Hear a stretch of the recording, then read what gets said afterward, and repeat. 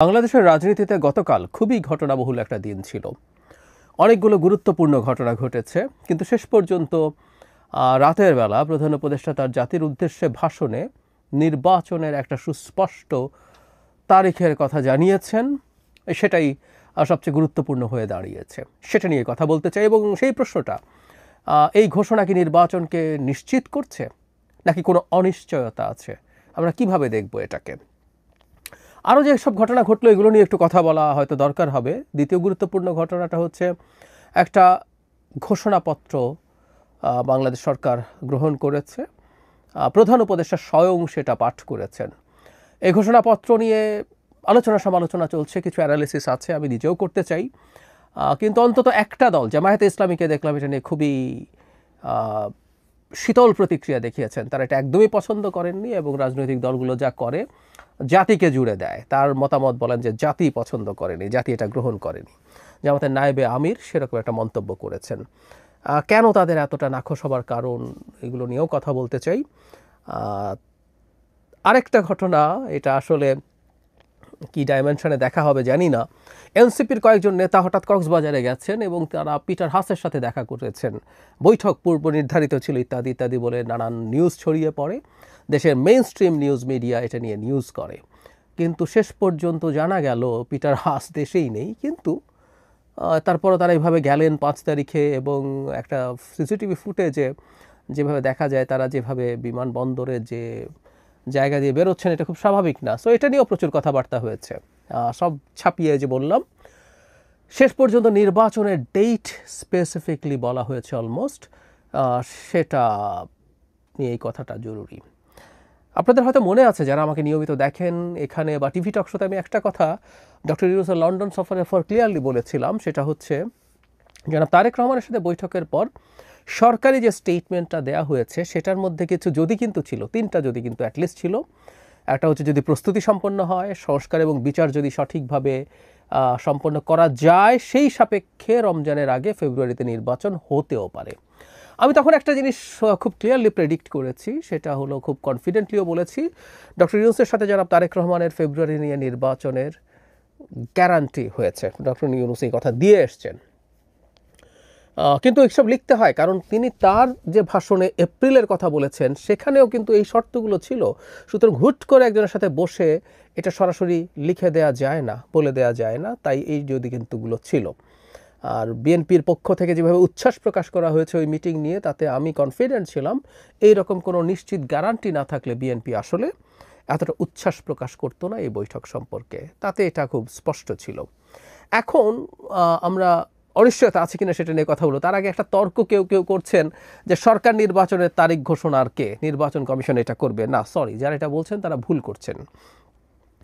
Technically বাংলাদেশের নির্বাচন commission দুটো নির্বাচন করার ব্যাপারে তার নিজস্ব ক্ষমতা, সে নিজে সিদ্ধান্ত নিতে পারে। তাদের যে কথা বলছেন তার প্রাথমিক কথাটা এক অর্থে ঠিক আছে, কারণ সংসদ নির্বাচন এবং রাষ্ট্রপতি নির্বাচন এ দুটো নির্বাচন কমিশন স্বয়ংসম্পূর্ণ সিদ্ধান্ত নেওয়ার ক্ষেত্রে, সংবিধানে তাই লেখা আছে। মানে রাষ্ট্রপতি নির্বাচনটা এখন পার্লামেন্টারি সিস্টেমে যে রাষ্ট্রপতি নির্বাচন হয়, এটা তেমন কোনো জোগাড় যন্ত্রের ব্যাপার না, এটা একটা অ্যাডমিনিস্ট্রেটিভ কাজ। কিন্তু একসময় তো প্রেসিডেন্সিয়াল সিস্টেম ছিল, সো ওই জিনিসটা রয়ে গেছে ওখানে। তাহলে সংসদ নির্বাচন এবং প্রেসিডেন্ট নির্বাচন সে নিজে নেবে। সো সামনে একটা সংসদ নির্বাচন কমিশনই কি সিদ্ধান্ত নেওয়ার কথা? উত্তর হচ্ছে না। আমাদের সংবিধানে যেইভাবে নির্বাচন হওয়ার কথা ছিল সেই স্ট্রাকচারটা পুরো ভেঙে পড়েছে। পঞ্চদশ সংশোধনীর পর ছিল, হঠাৎ করে যদি সংসদ ভেঙে যায় মেয়াদ উত্তীর্ণ হওয়ার আগেই, তাহলে ভেঙে যাওয়ার পরবর্তী 3 মাসের মধ্যে নির্বাচন হবে। সেই ক্ষেত্রে নির্বাচন কমিশন 3 মাসের মধ্যে নিজে স্বতঃস্ফূর্তভাবে ডেট ঠিক করতে পারত সংবিধান অনুযায়ী। কিন্তু আমরা ওটা ফলো করিনি। নির্বাচন কমিশন গঠন হওয়াটা নিয়েও আরও অনেক ঘটনা বা জটিলতা ছিল। আর পঞ্চদশ সংশোধনী এখন বাতিল হয়ে গেছে, তাতে ত্রয়োদশ সংশোধনী আছে, তাতে তত্ত্বাবধায়ক সরকারের অপশন আছে, সেটাও 3 মাসের মধ্যে নির্বাচন করার কথা তত্ত্বাবধায়ক সরকার গঠিত হওয়ার পর। ফলে আমরা অলরেডি, আমি বহুবার বলেছি, আমরা সংবিধানের এই একটা জায়গা বাইরে চলে গেছি। ফলে এখন নির্বাচন কমিশন সংবিধান অনুযায়ী নিজের নির্বাচনের ডেট ঠিক করবে ক্ষমতা বলে, এটা হয় না, এটা হতে পারে না। এবং ভবিষ্যতে, বারবার বলছি, আমাদের আরও বেশ কিছু কাজ আছে। সব কিছু আমরা একত্র করে আগামী সরকারকে এই সরকারের সময় সংবিধান ভঙ্গের বেশ কিছু জিনিস র্যাটিফাই করতে হবে। 5ম এবং 7ম সংশোধনীর মাধ্যমে জিয়াউর রহমান এবং হুসাইন মোহাম্মদ এরশাদের শাসন আমলকে বৈধতা দেওয়া হয়েছিল, যদিও সেটার একটা বড় অংশ পরবর্তীতে উচ্চ আদালতে বাতিল হয়েছিল। এগুলো শেখ হাসিনার আদালত, এবং আমরা এটাকে এভাবেই বলতে পারি যে সেগুলো তারা সেই কারণে হয়েছে। এই জন্য আমরা প্রায় অনেকে মনে করি কেউ সংবিধানের মধ্যে এটা সেটা যদি ঢুকিয়ে ফেলা যায়, আমাদের সিকিউরিটি নিশ্চিত করা যায়, আমরা যারা অভ্যুত্থানের মানুষ আছি তারা মানে নিরাপদ হয়ে যাব। আমি প্রায় একটা কথা বলি, শেখ হাসিনা বা তার দোসর কেউ যদি ক্ষমতায় আসে, নতুন সংবিধান লিখে তার মধ্যে যদি রীতিমতো এইখানে যারা মুভমেন্টে ছিলেন তাদেরকে জাতির সূর্য সন্তান আখ্যা দেওয়া হোক, তাদের বিরুদ্ধে কোনো আইনি ব্যবস্থা দূরে থাকুক, ফুলের টোকাও দেওয়া যাবে না, এসবও যদি লিখে টিকে রাখেন কোনো লাভ নেই আসলে। এগুলো যা যা করার তারা আসলে করে ফেলবেন। এটা এই সংবিধান বাতিল করে সংশোধনী এনে গায়ের জোরে না পারলে তুলে নিয়ে এক্সট্রা জুডিশিয়াল কিলিং, গুম, এগুলো তো আছেই। যাই হোক, যেটা বলছিলাম, নির্বাচন কমিশন ঘোষণা করবে এটা ভুল ধারণা, সুতরাং এটা সরকারেরই জানার কথা ছিল।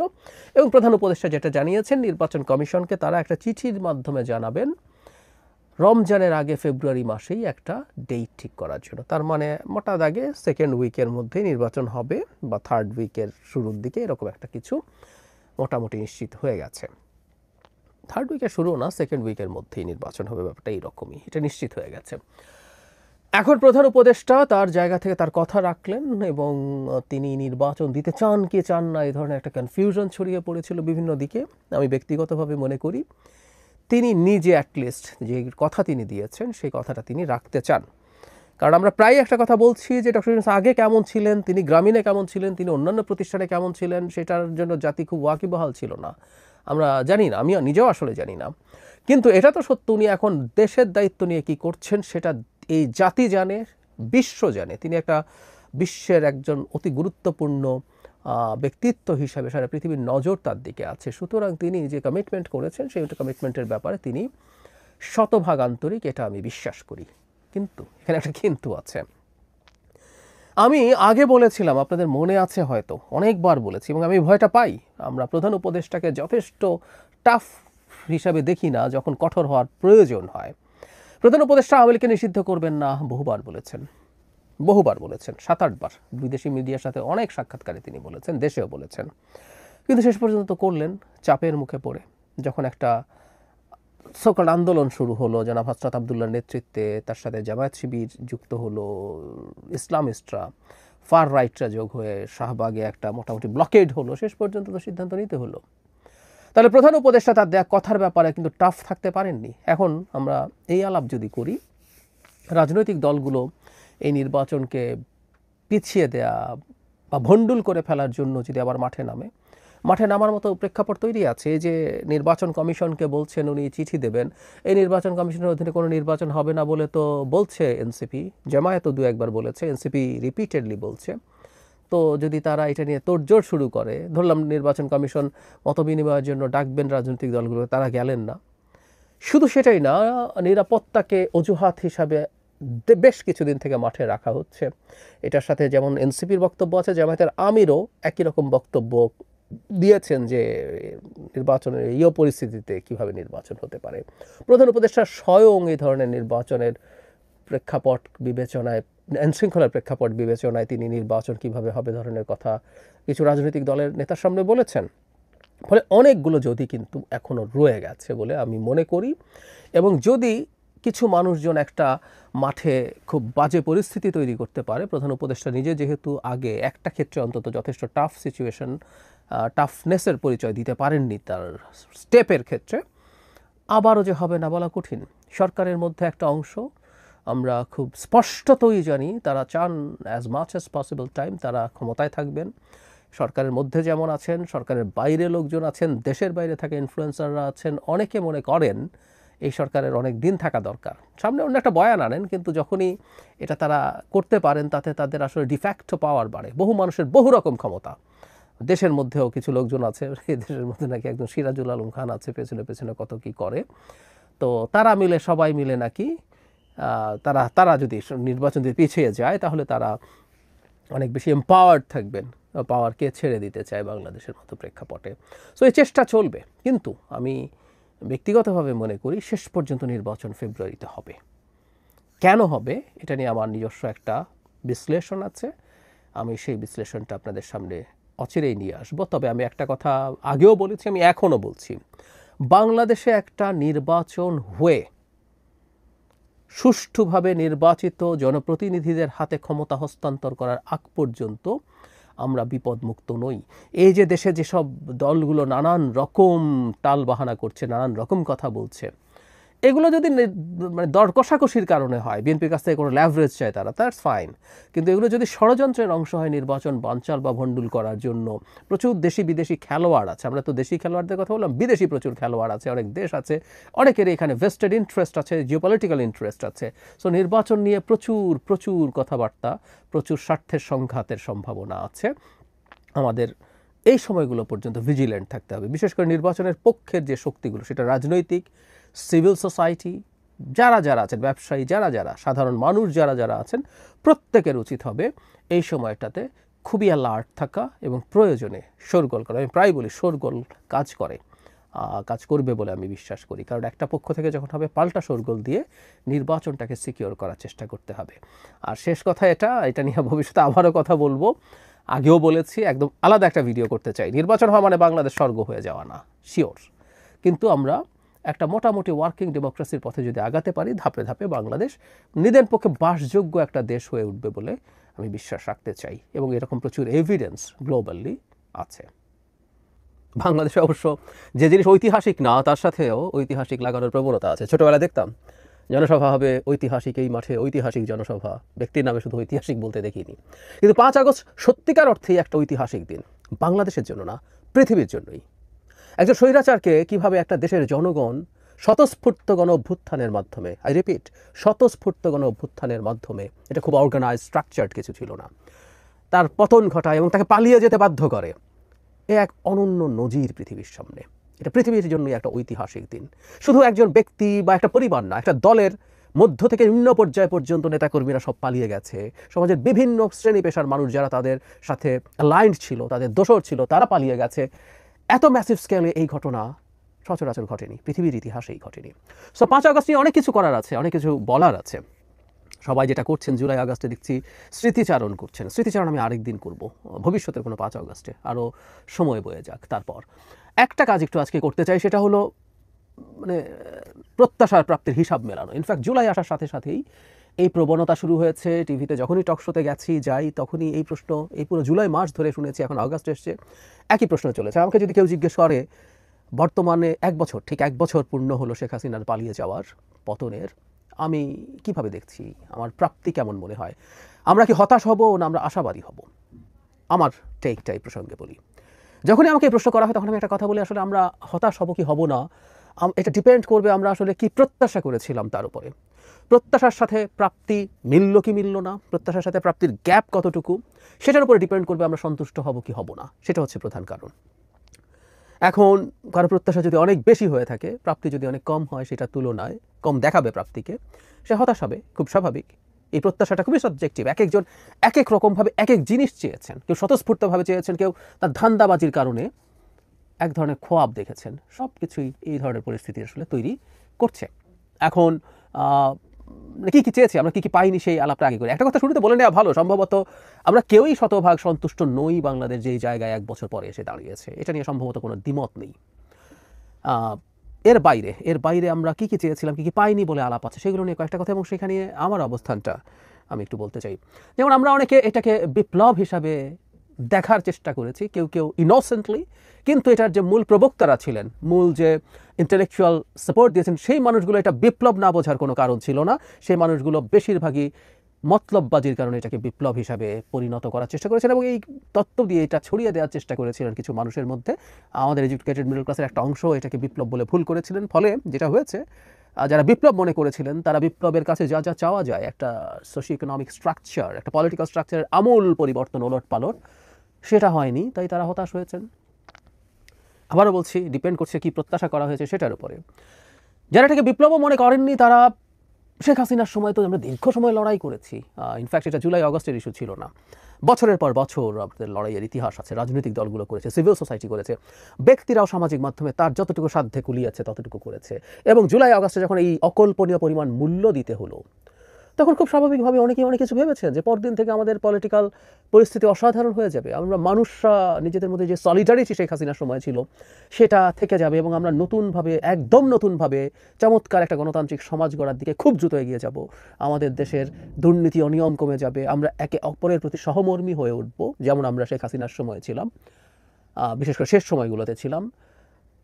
এনারাও হতাশ হয়েছেন, তারাও হতাশ হয়েছেন, কারণ তারা এইভাবে এক্সপেক্ট করেছেন, সেটার কারণেই হতাশ হয়েছেন, যদি এটা হওয়ার কোনো কারণ ছিল না। ডক্টর ইউনূস সরকারের উপরে অনেক বেশি প্রত্যাশা অনেকের ছিল, যেহেতু ডক্টর ইউনূসের মতো একজন দিকপাল, সারা পৃথিবীর মানদণ্ডেই এত বড় ব্যক্তিত্বের একজন মানুষ দায়িত্ব নিয়েছেন, অনেক বেশি প্রত্যাশা ছিল তিনি অনেক কিছু করতে পারবেন। তার টিম সিলেকশন নিয়ে প্রশ্ন থাকলেও শেষ পর্যন্ত অ্যাজ আ টিম এটা ভালো হবে, কিন্তু আসলে অনেকের বিবেচনা এবং আমার বিবেচনায়ও এই টিম একদমই ভালো করেনি। মানে আমি মাথায় রেখে বলছি যে ডক্টর ইউনূসের জন্য পারফর্ম করা কঠিন ছিল। শেখ হাসিনার সময় আমাদের বছরের পর বছর আমাদের প্রত্যেকটা রাষ্ট্রীয় প্রতিষ্ঠানকে একেবারে ধ্বংস করে ফেলা হয়েছে, এটা নিয়ে আমি দ্বিমত করি না, কিন্তু সেই ধ্বংসযজ্ঞের মধ্যে দাঁড়িয়েও আরও ভালো করার সুযোগ ছিল। ডক্টর ইউনূস সরকার সেটা পারেননি, একেবারেই পারেননি, এবং কি মানে তার ব্যর্থতার তালিকা অনেক বড়। এর মধ্যে ন্যূনতম আইন শৃঙ্খলা রক্ষা, যেটা একটা নিতান্ত রুটিন কাজ, একটা 3 মাসের তত্ত্বাবধায়কের জন্য একটা রুটিন কাজ, সেটাও তারা ঠিকঠাক মতো করতে পারেননি। এবং ডক্টর ইউনূসের জায়গা থেকে আমি দেখি না যে এটা ভালো করার চেষ্টা আছে। তিনি ক্যাবিনেট শাফল করছেন, নতুন নিচ্ছেন, চেঞ্জ করছেন, এই ঘটনাগুলো আসলে দেখি না। ফলে তার শাসন আমলটা নিয়ে আমাদের হতাশা আছে, আমরা বেটার জায়গায় থাকতে পারতাম, এটা ঠিক। এর মধ্যেও আসলে একটা বড় দায়ও তার আছে যে এই সরকারটা সেই অর্থে নিউট্রাল না। এই সরকারের দুজন ছাত্র উপদেষ্টা থাকা নিউট্রালিটি নষ্ট করেছে বলে আমি মনে করি। তাদেরকে জনগণ এই ছাত্রদের দলের সাথে অ্যালাইন মনে করে, এবং যারা খোঁজ খবর রাখে তারা জানেন এই দুজন অ্যালাইন। এমনকি জনাব নাহিদ ইসলাম যখন উপদেষ্টা ছিলেন তখনও তিনি আসলে এনসিপি হওয়ার আগে নাগরিক কমিটি এবং বৈষম্য বিরোধী ছাত্র আন্দোলনের সাথে খুবই কানেক্টেড ছিলেন। উমামা ফাতেমা এটা বৈষম্য বিরোধী সম্পর্কে বলেছেন, যেটা হেয়ার রোড থেকে পরিচালিত হতো। এগুলো আসলে আমরা জানি। সো এই সরকারের নিরপেক্ষতা প্রশ্নবিদ্ধ হয়েছে। প্রধান উপদেষ্টার যে এনসিপির প্রতি বায়াস আছে সেটা দেখা গেছে। আমি স্মরণ করব তিনি পদত্যাগ করতে পারেন, এই অভিমানের কথা তিনি নাহিদ ইসলামকে জানিয়েছেন। আবার অন্য কোনো দল যেমন বিএনপি সমালোচনা করছেন কঠোরভাবে। এই জিনিসগুলো হয়েছে। ফলে এই সরকারের নিরপেক্ষতাও যখন প্রশ্নবিদ্ধ হয়, তখন এই সরকারটা আসলে আমাদের এই প্রত্যাশা যেটা ছিল সেটার আশপাশে যেতে পারে না। আমরা রাজনৈতিক দলগুলোর উপরে অনেক প্রত্যাশা করেছিলাম। আমরা মনে করেছিলাম যে পোস্ট 5 আগস্ট রাজনৈতিক দলগুলো নিজেদের মধ্যে অসাধারণ গণতান্ত্রিক মানসিকতা দেখাবে, তাদের মধ্যে তর্ক বিতর্ক থাকবে, কিন্তু মোটা দাগে গণতান্ত্রিক মানসিকতা থাকবে। অনেকেই মনে করেছিলেন। আমি ব্যক্তিগতভাবে আসলে সেটাও মনে করিনি, সেটাও এক্সপেক্ট করিনি, কিন্তু অনেকে মনে করেছিলেন। আবার অনেকে এমনও মনে করেছেন যে আমরা একেবারে সব কিছুতেই একমত হয়ে যাব, যেহেতু আমরা শেখ হাসিনার বিরুদ্ধে একমত ছিলাম। এটা হয় না আসলে। শেখ হাসিনার পতনের জন্য আমাদের যে চাওয়াটা ছিল, এর পরবর্তীতে প্রত্যেকটা দল তার নিজস্ব এজেন্ডা আছে, নিজস্ব পরিকল্পনা আছে, তাই তাদের মধ্যে মতপার্থক্য, দ্বিমত এগুলো থাকতেই হবে, থাকারই কথা ছিল। এই হচ্ছে দলগুলো সম্পর্কে। অনেকে মনে করেছেন দলগুলোর লোকজন চাঁদাবাজি করবে না, তারা ভালো হয়ে যাবে। সরকারের কর্মকর্তারা, প্রজাতন্ত্রের কর্মচারীরা, আমরা কর্মকর্তা বলি যদিও, সাংবিধানিকভাবে প্রজাতন্ত্রের কর্মচারীরা অনেক ভালো হয়ে যাবেন, দুর্নীতি কম হবে, এরকম নানা স্বপ্ন আসলে চারদিকে দেখা হয়েছে, এবং সেই কারণে হতাশাটাও অনেক বড়। কিন্তু প্রশ্ন হচ্ছে, আগেই কি ভালো ছিলাম সব কিছুর পরও? এই প্রশ্ন আবার কেউ কেউ করার চেষ্টা করেন, এবং এই প্রশ্ন যারা করার চেষ্টা করেন তাদের সম্পর্কে আমরা একটু সতর্ক থাকতে হবে। এবার আমি আসলে কি স্বপ্ন দেখেছিলাম, বা কেন কম দেখেছিলাম, কতটুকু ভঙ্গ হয়েছে? আমার আসলে একটা স্বপ্নই মোটা দাগে ভঙ্গ হয়েছে। আমি ভেবেছিলাম ডক্টর ইউনূসের সরকার আরও ভালো দেশ চালাবেন, তিনি মানুষের সলিডারিটি ধরে রাখার জন্য চেষ্টা করতে পারবেন। বেশ কিছু বেঞ্চমার্ক, আমি প্রায়ই বলি, আপনারা যারা আমাকে নিয়মিত শোনেন তারা জানেন, তিনি অনেকগুলো বেঞ্চমার্ক তৈরি করবেন। খুব বড় বড় কিছু না, বিশাল কিছু না। হসপিটালে ডাক্তার পাওয়া যাচ্ছে, কিছু স্টেপ নিলেন, কিছু ঔষধ পাওয়া যাচ্ছে। তিনি স্টেপ নিলেন যে আমাদের সামাজিক সুরক্ষা, এই যে এখনও কিন্তু ঠিক আছে ভুয়া নাম ছিল, এখনও কিন্তু তালিকাটা তৈরি করা হয়নি। এই বাজেটেও আমরা দেখেছি এই খাতগুলোতে বরাদ্দ বেশি হয়নি, শিক্ষা, স্বাস্থ্য বা সামাজিক সুরক্ষা না। এগুলো বেঞ্চমার্ক হতে পারতো, যে খুব সিগনিফিক্যান্ট একটা ইনক্রিজ এখানে অন্তত কাগজে কলমে দেখানো হয়েছে। প্রশাসনের দুর্নীতির একটা বড় অংশ তিনি কমিয়ে আনতে পারবেন, সেটা আমরা দেখতে চেয়েছিলাম। না, সেটা হয়নি, সেটা হয়নি। বরং আমরা এটা বলবো, তার প্রশ্রয়ে ছাত্রদের একটা বড় অংশ এই প্রশাসনের নানান রকম দুর্নীতিতে, তদবিরে জড়িয়ে পড়েছে। তো এগুলোর জায়গায় হতাশা আছে। তিনি মানে দুর্নীতি বা সুশাসন নিশ্চিত করার জন্য যেখানে যেখানে চাঁদাবাজির অভিযোগ বিএনপির বিরুদ্ধে করা হয়, ট্রুলি বিএনপির গ্রাসরুটের অনেকেই এর সাথে জড়িত হয়ে গেছে, কিন্তু সরকার কতগুলো পদক্ষেপ নিয়ে বেঞ্চমার্ক সৃষ্টি করতে পারতো, আইন শৃঙ্খলা নিয়ে বেঞ্চমার্ক সৃষ্টি করতে পারতো, কিন্তু করেনি। এই একটা জায়গায় আমার হতাশা আছে। আমি আবারও বলছি, তিনিও বাংলাদেশকে অসাধারণ কিছু বানিয়ে ফেলবেন সেটা মনে করিনি, সেটা এক্সপেক্টও করিনি, কিন্তু ওটুকু হতে পারতো। এর বাইরে যা যা ছিল আসলে এগুলো হওয়ার কথা ছিল না। রাজনৈতিক দলগুলো দীর্ঘদিন একটা স্বৈরাচারী ব্যবস্থার মধ্যে যখন থাকে, তার মধ্যেও স্বৈরাচারী মানসিকতা বা প্রবণতা ঢুকে যায়। সে তখন গণতান্ত্রিক পরিবেশে কিভাবে ডায়ালগ করতে হয় সেটা না বোঝারই কথা। এই যে আমাকে যার বিরুদ্ধে কথা বলছে, আমি ইসলামী রাজনীতি অপছন্দ করি যখন এই কথা বলি, এটা আইডেন্টিটি পলিটিক্স বলে, এটা ইসলাম বলে না। অনেকে আমাকে ইসলামোফোব মনে করেন, খুবই রং কথা এটা। বিজেপির বিরুদ্ধে আবার কি পরিমাণ বক্তব্য আছে যে কেউ দেখতে পারেন, কারণ ওটাও একটা আইডেন্টিটি পলিটিক্স। আমি বাঙালি জাতীয়তাবাদ যে একটা আইডেন্টিটি পলিটিক্স এবং পরিত্যাজ্য, সেটা নিয়েও লিখেছি, কথা বলেছি।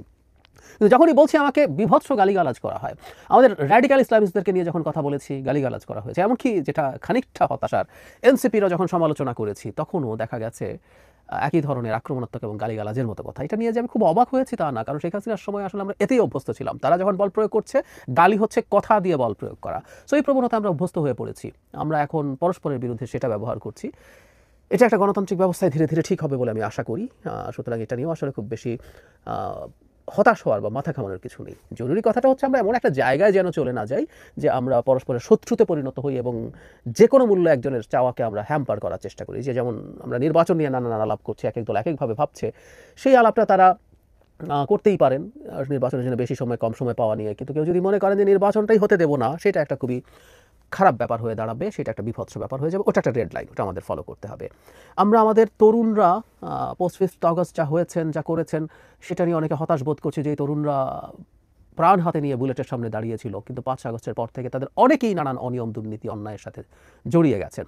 আমরা এই আলাপ করেছি, এটার জন্য প্রধান উপদেষ্টার একটা বড় দায় আছে। তিনি তাদেরকে ক্ষমতার কাছে ফর্মালি ক্ষমতায় নিয়েছেন, 2জনকে প্রথম, তারপর 3জনকে উপদেষ্টা বানিয়েছেন, মন্ত্রণালয়গুলোতে ছাত্র প্রতিনিধি রাখার ব্যবস্থা করেছেন, আর ইনফর্মালিও বাইরে থেকে প্রচুর তদবিরবাজি, টেন্ডারবাজি তারা করে গেছেন। আমরা জানি, জেনে বলছি। কিন্তু এটা হতাশ হওয়ারও কিছু নাই। এই কথাগুলো আমি খুব খোলামেলা বলেছি, অনেকের কাছে খারাপ লাগে, বিস্তারিত ভিডিও করেছি, যে তরুণরা বিসিএস চাকরি করতে চেয়েছিলেন। বিসিএস যারা চাকরি করতে যান, প্রধান অংশ করাপ্ট হন, আমি সবাইকে বলছি না। সেই তরুণরাও যারা এই চাকরি করতে যেতেন, তাদের একটা বিরাট অংশ এই দুর্নীতির সাথে জড়াতেন, রেন্ট সেকিং করতেন। তো তারা এখন রেন্ট সেকিং যদি সুযোগ পান, এখন করবেন না কেন? এটাও খুবই প্রত্যাশিত এই সমাজে, এই পচে যাওয়া সমাজে, যেখানে এখন দুর্নীতি নিয়ে কোনো রকম কোনো প্রশ্ন নাই। কেউ একজন দুর্নীতি করে বাড়ি গাড়ি মুহূর্তে যদি করে ফেলেন, এই সোসাইটিতে কেউ প্রশ্ন করে না। বরং আমরা ওই জায়গায় যেতে না পারা জনিত হতাশা বোধ করি। পরিবারগুলো চায় তাদের সন্তান ওই জায়গাটায় যেতে পারুক, যাতে সে রাতারাতি এসব করতে পারে। এগুলো তো আমাদের সামনে আসলে খুবই ক্লিয়ার। সো এই সমাজ থেকে রাতারাতি সব পরিবর্তন হয়ে যাবে, এটা মনে করার আসলে কোনো কারণ নেই, আমি মনে করি না। সো যা যা হচ্ছে এগুলো আবারও বলছি, সবই প্রত্যাশিত। কিন্তু আসার জায়গা যেটা আমি 5 তারিখে দাঁড়িয়ে বলছি, মানে শেখ হাসিনার মতো একজন ইতর অসভ্য মানুষকে আমরা পদচ্যুত করতে পেরেছি এবং তাকে পালিয়ে যেতে বাধ্য করতে পেরেছি, যিনি এই 2-3 দিন আগেও বলছিলেন মুজিবের মেয়ে নাকি পালায় না, শেখ হাসিনা নাকি পালায় না। এটা আমরা করতে পেরেছি। এর চেয়ে বড় অর্জন, এই একটা অর্জনের ওজন আমি মনে করি বাকি সব অর্জনের চাইতে বেশি, মানে বাকি সব হতাশার চাইতে বেশি। হতাশাকে এক পাল্লায় যদি আমরা তুলে দিই, কেন এটাকে আমি এত বড় করে দেখি? মানে আমরা আমাদের দেশটাকে কেমনভাবে গড়তে চাই, আমরা সেটা নিয়ে তর্ক বিতর্ক করছি, আমরা সংবিধান সংস্কার নিয়ে আলাপ করছি, আমরা আইন সংশোধন নিয়ে আলাপ করছি, নানা রকম আলাপ আলোচনা আমরা করছি, মানে আমরা আমাদের আইডেন্টিটি নিয়ে আলাপ করছি, আমাদের এখানে ইডিওলজিক্যাল ডিবেট হচ্ছে, এগুলো বাড়াবাড়ি হচ্ছে, কোনো সন্দেহ নাই, কিন্তু হচ্ছে। এই যে হচ্ছে, আমরা একে অপরকে নাকচ করছি, একে অপরকে গালি দিচ্ছি, কতল করার, খুন করে ফেলার কথা বলছি, নানান কিছুও বলছি, এগুলো কোনোটাই গণতান্ত্রিক ইস্যু না। কিন্তু এই যে আমরা আলাপ আলোচনার মধ্যে ঢুকলাম, এটা প্রধান কারণ আমরা শেখ হাসিনাকে সরাতে পেরেছি। মানে শেখ হাসিনা যতদিন ছিলেন, তিনি কত সাল পর্যন্ত থাকবেন, আমরা এটা নিয়ে অনেকে কনফিউজড হয়ে গিয়েছিলাম। 2041-42 বলতেন সবাই, দেখা যেত তাও নাও হতে পারতো। ফলে রাষ্ট্র নিয়ে আমাদের যাবতীয় চিন্তা, আমাদের সমাজ নিয়ে যাবতীয় চিন্তা, আমাদের যাবতীয় যত পরিকল্পনা, কোনো কিছুই হতো না ওই ইতর নারী যদি আমাদের পদে, মানে আমাদের ব্যারিয়ার হিসাবে আমাদের পথের মধ্যে থাকতেন। তাকে আমরা পতন ঘটাতে পেরেছি। এই কারণে আমি বলি, এই একটা জিনিস আমাদের যাবতীয় হতাশাকে সরিয়ে ফেলার জন্য, হতাশাকে গুড়িয়ে দেওয়ার জন্য, সবার হতাশাকে ছাপিয়ে যাওয়ার জন্য যথেষ্টের বেশি এখন আমরা আমাদের স্টেট নিয়ে কাজ করতে পারছি, করব। তবে সেটা যাতে একটা নির্দিষ্ট পর্যায়ে থাকে। কারণ আমরা এটা স্মরণ রাখবো, পোস্ট 5th অগস্ট আমাদের যে পরিস্থিতি হয়েছে, আমরা এখনও খুব এক্সট্রিম পর্যায়ে চলে যাইনি, কিন্তু এই যে গণঅভ্যুত্থান সফল হওয়ার পর ইজিপ্টে কী হয়েছে আমাদের সেটা মনে রাখার প্রশ্ন আছে। সুতরাং একটা নির্বাচন হয়ে গেলেও যে সব শেষ হয়ে যাবে তা না। ওখানে একটা নির্বাচন হয়েছিল, কিন্তু তারপর কী পরিস্থিতি হয়েছে, সে কীভাবে সামরিক শাসন আসলো, মাথায় রাখতে হবে। বা তিউনিসিয়াতেও যেভাবে এক্সট্রিম পর্যায়ে চলে গিয়েছিল বাকবিতণ্ডা, সংকট, সংবিধানের আলোচনা, আমাদের এগুলোও স্মরণ রাখতে হবে। আমি যদি তুলনা করি, আমরা এখন ওই পর্যায়ে যাইনি, কিন্তু আমাদের এই প্রাথমিক কাজটা তো হয়ে গেল। আমরা এই 5th অগস্টে আমার আরেকটা জিনিসও খুব মনে পড়ে, সেটা হচ্ছে আওয়ামী লীগের ওপরে প্রতিশোধমূলক কর্মকাণ্ড খুব বেশি হয়নি। আমি আসলে এত মুগ্ধ হয়েছি এই সময়টা নিয়ে যে বাংলাদেশের মানুষ এই কাজটা করতে পেরেছে। আমি নিজে ভীত ছিলাম, ব্যক্তিগত পর্যায়ে এত বেশি অন্যায় অত্যাচার করেছে আওয়ামী লীগের লোকজন, বিএনপি তার সর্বোচ্চ পর্যায় থেকে চেয়েছে, কিন্তু চাইলেও যে সেটা রক্ষা করা হবে সেটা আমার মনে হয়নি। আমার মনে হয়েছিল কয়েক হাজার মানুষ হত্যাকাণ্ডের শিকার হতে পারেন, সেটা হয়নি। কি অসাধারণ ব্যাপার! তার চাইতে বড় কথা, 5 তারিখ থেকে 8 তারিখ পর্যন্ত 3 দিন দেশে সরকার ছিল না। মানে কি হতে পারতো না সেদিন, যে কেউ যে কারো বাসায় গিয়ে ডাকাতি, ব্যাংক ভেঙে ডাকাতি, জুয়েলারি, আমি প্রায় বলি বাইতুল মোকাররমের মতো একটা মার্কেট যেখানে এত জুয়েলারির দোকান, এগুলো লুট হয়ে গেলে কে কি করতো? অবিশ্বাস্যভাবে আমরা এগুলো কিছুই করিনি, সেই অর্থে কিচ্ছু হয়নি। ডাকাতের কতগুলো গুজব আওয়ামী লীগের কিছু লোকজনের দিক থেকে হয়তো ছড়ানো হয়েছিল, দু একটা জায়গায় হয়তো খানিকটা সমস্যা হয়েছে। আমরা জাতি হিসেবে ওই সময়টায় কি অসাধারণ বিপদের দিনে আমরা খুব নীতি বা নৈতিকতাপূর্ণ জাতি মনে করি না আমি, আসলে আমরা দেখছি তো এখন আমরা কি অবস্থায় চলে গেছি। কিন্তু ওই সময়গুলোতে আমরা কি অবিশ্বাস্য নীতি নৈতিকতার মধ্যে ঢুকে গিয়েছিলাম, আমরা কীভাবে কি অবিশ্বাস্যভাবে পরস্পরের পাশে দাঁড়িয়েছিলাম, এক অকল্পনীয় স্মৃতি। সুতরাং 5 আগস্ট এক বছর পরে দাঁড়িয়ে আমি মোটেও হতাশ নই। শেখ হাসিনাকে আমরা ঝেঁটিয়ে বিদায় করিয়েছি, খেদিয়েছি, বাকি কাজ আমরা পারবো। আমাদের একটু ধৈর্য ধরতে হবে, এবং এই ধৈর্যটা আমরা যাতে ঠিকঠাক মতো ধরতে পারি। আমরা এখন পর্যন্ত একটা গণতান্ত্রিক উত্তরণের পথে এগিয়ে যাচ্ছি, একটা নির্বাচনের দিকে এগিয়ে যাচ্ছি। নানা রকম গুজব নানানজন ছড়ানোর চেষ্টা করবে, সেই নির্বাচনটা হয় এবং নির্বাচনের পরে যে সরকারটা হবে তার সমালোচনা হবে, তার বিরুদ্ধে আন্দোলন হবে, কিন্তু সেই সরকারটা একটা নির্বাচিত সরকার এবং তার 5 বছর থাকার অধিকার আছে। যে কোনো নির্বাচিত সরকারের, গ্রহণযোগ্য নির্বাচনের দ্বারা নির্বাচিত সরকারের 5 বছর ক্ষমতায় থাকার অধিকার আছে। এই বাস্তবতা মেনে যদি আমরা আমাদের ভবিষ্যৎ, যারা বিরোধী দলেও থাকবেন তাদের কর্মপরিকল্পনা ঠিক করেন, পরের নির্বাচনে তারা চেষ্টা করবেন তাদের ট্র্যাকশন পাওয়ার জন্য, এমনকি ক্ষমতায় যাওয়ার জন্য, এই প্রসেসটা যদি কেউ মাথায় নিতে পারি, আমি বিশ্বাস করি আমরা সুন্দর দিকে এগিয়ে যাব। সো আমি যেহেতু অনেক বেশি প্রত্যাশা করিনি, অনেক বেশি স্বপ্ন দেখিনি, এই যে এটা হয়ে যাবে সেটা হয়ে যাবে, এত কিছু যেহেতু ভাবিনি, শুধুমাত্র ডক্টর ইউনূসের ক্ষেত্রে প্রত্যাশার খানিকটা খটকা আছে, সেটা মেলেনি। এর বাইরে আসলে আর যা হচ্ছে এগুলো আমার কাছে খুবই প্রত্যাশিত বিষয় বলে মনে হয়। অর্থাৎ আমি প্রত্যাশাই যেহেতু করিনি, আমার প্রত্যাশা পূরণ না হওয়া জনিত মন খারাপ বা খারাপ লাগা অনেক কম। 5 আগস্টের পর থেকে বহু বক্তৃতায় অনেক প্রোগ্রাম হতো, আমি আশাকে নিচে নামিয়ে রাখতে বলছিলাম, প্রত্যাশাকে নিচে নামিয়ে রাখতে বলেছিলাম, কারণ আমরা এটা আমাদেরকে হতাশ করবে, তখন আমাদের অর্জনগুলো আমরা আসলে দেখতে পাবো না।